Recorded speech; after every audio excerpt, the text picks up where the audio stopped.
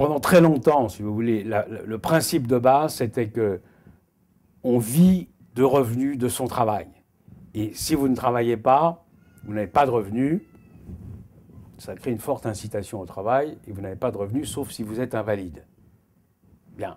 Aujourd'hui, on n'est plus exactement dans ce système-là, et on va chercher au contraire à faire que dans une société, si vous voulez, une vie décente, une vie digne, soit telle que, même si vous avez des à-coups qui peuvent être liés à des accidents, qui peuvent être liés à des problèmes d'âge et de capacité à travailler, ou des problèmes qui peuvent être liés au chômage involontaire, etc., et bien à ce moment-là, la société fait en sorte que ces périodes soient en quelque sorte lissées dans le temps et que vous ayez malgré tout une vie relativement continue et une vie, un horizon assez sécurisé, un horizon de vie relativement sécurisé. Et la retraite est un instrument qui sert à organiser un type de vie dans une société comme la nôtre, en fonction d'objectifs et de valeurs qui sont les nôtres.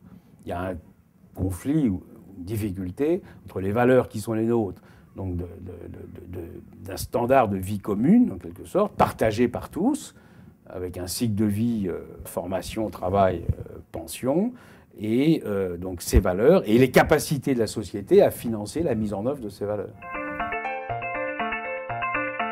Soit on dit qu'il faut que ça soit essentiellement basé sur le travail, soit on va dire que ça va être basé sur de la fiscalité, soit on va dire qu'il faut passer de plus en plus du travail vers la fiscalité. D'ailleurs, c'est ce qu'on cherche à faire, parce qu'on ne veut pas charger le travail, ou le charger le moins possible dans la compétition internationale.